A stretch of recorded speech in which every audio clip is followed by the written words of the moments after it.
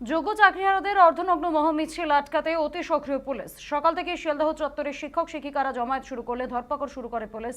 শিয়ালদহের পাশাপাশি ধর্মতলা চত্বরেও চাকরিহারাদের খুঁজে বেড়াচ্ছে পুলিশ। মেট্রো স্টেশনেও বাদ নেই তল্লাশি অভিযান থেকে।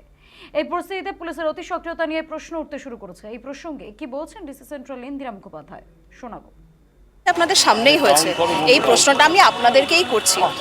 ওনাদের একটা তো প্রতিনিয়ত দিনের পর দিন একটা আন্দোলন চলছে, আমরা সেটা বুঝি, এবং হচ্ছে গিয়ে যে সুপ্রিম কোর্টেরও কিছু আয় আছে, কিছু নোটিফিকেশনও বেরিয়েছে।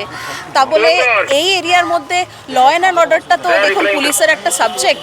এটাকে যদি কেউ আইন যদি ভাঙে বা আইন যদি নিজের হাতে তুলে নেওয়ার চেষ্টা করে, পুলিশকে নেসেসারি অ্যাকশন নিতেই হবে। এখন দরকার ছিল কিনা সেটা তো পরের কথা, কিন্তু এক্সেপশনাল সিচুয়েশনে এক্সেপশনালভাবে পুলিশকে হয়তো কাজ করতেই হয়। আপনারা জানেন যে অনেকে কিন্তু আমরা হাফ নেকেড অবস্থায় পেয়েছি। আমার মনে হয় যে এটাই হয়তো ঘোষিত কর্মসূচি ছিল, যেটা শিয়ালদার দিকে প্রোগ্রাম ছিল, যে অনেকে হাফ নেকেড অবস্থায় আসবে।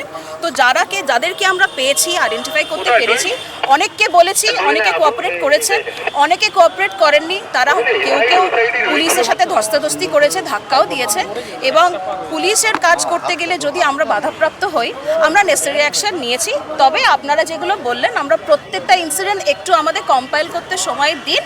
কোন কোন জায়গা থেকে কাকে কাকে আটক করা হয়েছে, ডিটেন করা হয়েছে, কাকে অ্যারেস্ট করা হয়েছে, কোথায় পাঠানো হয়েছে, আমরা সব কম্পাইল করে আপনাদের সাথে সাবসিকুয়েন্টলি শেয়ার করব।